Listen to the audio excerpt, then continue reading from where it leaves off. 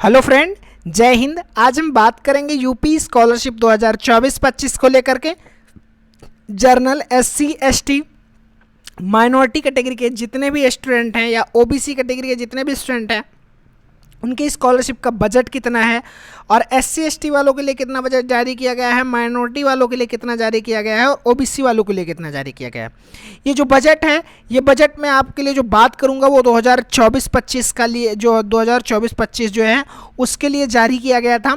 और इसमें आपको बताया गया है कि किस कैटेगरी का बजट कितना है और कब तक आपके अकाउंट में वो पैसा आ जाएगा। ओके स्टूडेंट, तो मैं आशा करता हूँ कि इन चीज़ों को आप समझेंगे और अपने और भी दोस्तों को शेयर करेंगे जिससे उनको पता चल सकेगा। और ख़ास करके ये जो वीडियो है ये उनके लिए है जिनके में अभी नो रिकॉर्ड फाउंड शो कर रहा है। और नो रिकॉर्ड फाउंड शो करने का रीज़न क्या है, और जैसा कि आपको पता है कि हम लोग जो स्कॉलरशिप के लास्ट स्टेज पे चल रहे हैं, तो अभी तक जिनके में नो रिकॉर्ड फाउंड शो कर रहा है उनको सोचने का विषय है। तो क्यों शो कर रहा है, क्या बजट कम है, क्या उनके में बजट की प्रॉब्लम देखने को मिल सकती है। और मैं बता रहा हूँ कि इस बार बहुत सारे स्टूडेंट में ऐसा भी देखने को मिलेगा कि अनअवेलेबिलिटी ऑफ फंड। ठीक है, तो यहाँ पे उस चीज़ों को जानने से पहले आपको ये जानना ज़रूरी है कि आपके फॉर्म जो है वो यहाँ पे रिजेक्टेड है या फिर अपडेटेड है या फिर वैलिडेटेड है। यहाँ पे अगर देखेंगे तो स्टेटस जो है वो रिजेक्टेड शो कर रहा है। रिजेक्टेड के साथ साथ ये अमाउंट शो कर रहा है। तो यहाँ पे अमाउंट शो करने का रीज़न क्या है, तो देखेंगे कि रिजेक्टेड में जो अमाउंट शो करता है वो अमाउंट आपका रॉन्ग होता है, वो आपकी स्कॉलरशिप नहीं होती, वो आपके अकाउंट में नहीं आती है। अगर आपका फॉर्म यहाँ पे रिजेक्टेड है तो आपको परेशान होने की ज़रूरत नहीं है। रिजेक्टेड का जो फॉर्म है वो 2 से 3 दिन में, जैसे यहाँ पे देखिए इनका 11 मार्च की डेट में रिजेक्टेड हुआ और सेम उसी के बाद इनका 14 मार्च की डेट में अपडेटेड वैलिडेटेड हो गया था। तो अगर फॉर्म जो है वो रिजेक्टेड है तो परेशान होने की ज़रूरत नहीं है। 2 से 3 दिन बाद अपडेट होता रहता है, चाहे हर 24 घंटे में, तो कभी भी आपका अपडेटेड या वैलिडेटेड हो सकता है। जो आपके अपडेटेड वैलिडेटेड के साथ अमाउंट शो होगा वही आपकी स्कॉलरशिप है, वही आपके अकाउंट में आने वाली है डियर स्टूडेंट। फिर मैं नेक्स्ट आपको बताऊं कि यहाँ पे अगर आप जाएंगे देखेंगे तो एक स्टूडेंट ऐसे भी हैं कि जिनका जो फॉर्म है वो यहाँ पे देखेंगे 17 मार्च की डेट में इनका जो फॉर्म है वो वैलिडेटेड हुआ है।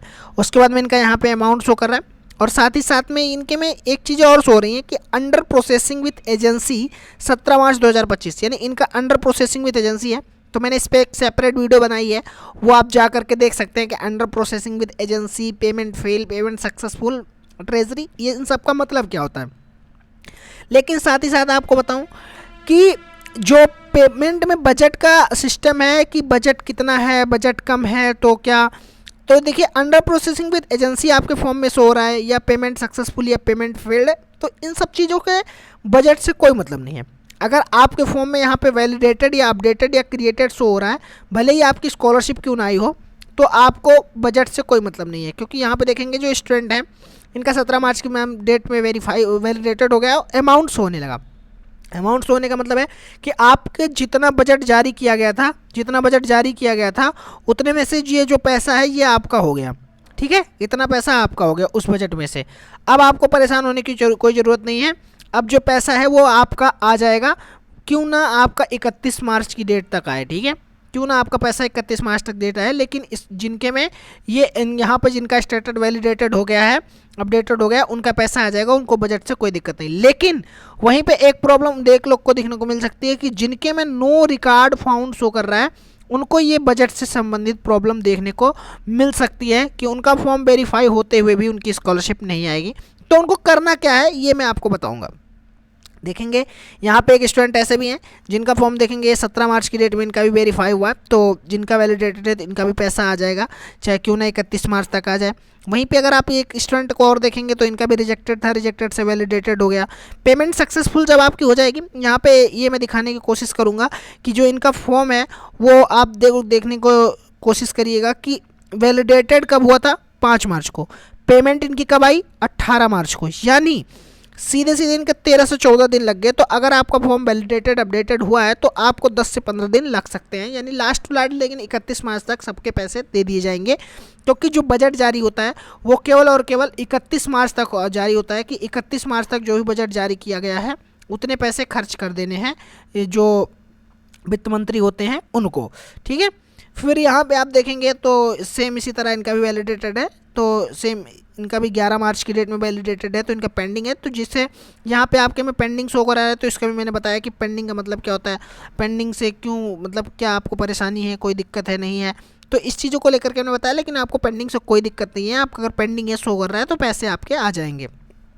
लेकिन यहाँ पे आप देखेंगे समाज कल्याण विभाग के द्वारा प्रस्तावित जो ये बजट है, बजट में क्या बताया गया है, यहाँ पे ये बताया गया है कि अनुसूचित जाति व सामान्य वर्ग के छात्र छात्राओं को छात्रवृत्ति योजना हेतु 1862 करोड़ रुपए, यानी 1862 करोड़ जो है वो जर्नल SC ST के लिए।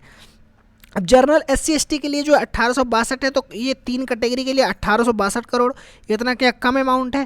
देखिए कम अमाउंट नहीं है, क्योंकि इसमें जो है वो SC और ST वालों का, जैसे मान लीजिए SC ST का 200 करोड़ स्कॉलरशिप आनी है, ठीक है, मान लिया 200 करोड़ स्कॉलरशिप जो है वो SC ST वालों स्टूडेंट की आनी है, तो उसमें से केवल और केवल 80 करोड़ जो है वो स्टेट गवर्नमेंट देती है, बाकी जो 120 करोड़ होता है वो आपकी सेंट्रल गवर्नमेंट देती है, क्योंकि 40% स्कॉलरशिप जो है वो SC ST वालों को 40% स्कॉलरशिप जो है वो स्टेट गवर्नमेंट के द्वारा मिलती है, और बाकी का जो पैसा होता है 60% वो आपका सेंट्रल गवर्नमेंट के द्वारा मिलती है, ठीक है, 60% स्कॉलरशिप सेंट्रल गवर्नमेंट के द्वारा आती है।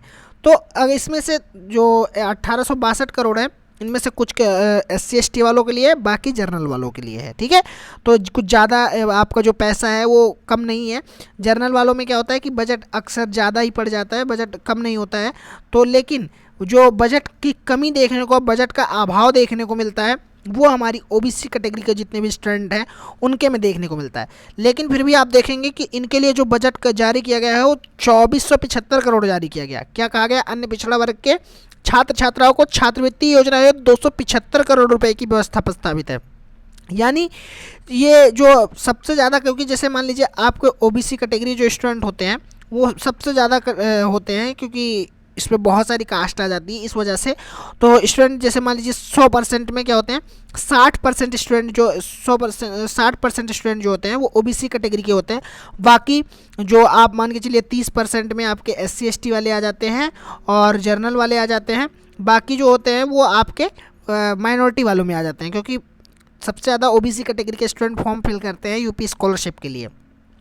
और वहीं पे अगर आप देखेंगे तो इनके लिए अल्पसंख्यक वर्ग के लिए यानी माइनॉरिटी कैटेगरी वालों के लिए कितना बजट जारी किया गया है, तो इनका जो बजट आप देख पा रहे होंगे वो इनका जो बजट है वो यहाँ पे आपको दिखाऊं तो 220 करोड़। अब इनके मन में एक डाउट आ रहा है, बहुत सारे स्टूडेंट के मन में एक डाउट आ रहा था कि माइनॉरिटी कैटेगरी के लिए कोई बजट ही नहीं है, कोई अपडेट ही नहीं है, क्या स्कॉलरशिप आएगी नहीं आएगी। तो अगर आपके फॉर्म में नो रिकॉर्ड फाउंड शो कर रहा है तो आपकी स्कॉलरशिप जो है वो आने में थोड़ा डिले हो सकता है। लेकिन अभी 31 मार्च तक आपको इंतज़ार करना है। 31 मार्च तक लगभग जो सभी स्टूडेंट की स्कॉलरशिप आ जाएगी, जो और ख़ास करके जो जर्नल कैटेगरी के हैं, जो OBC जो SC है, जो ST हैं, जो माइनॉरिटी है, इनकी तो सबकी आ जाएगी।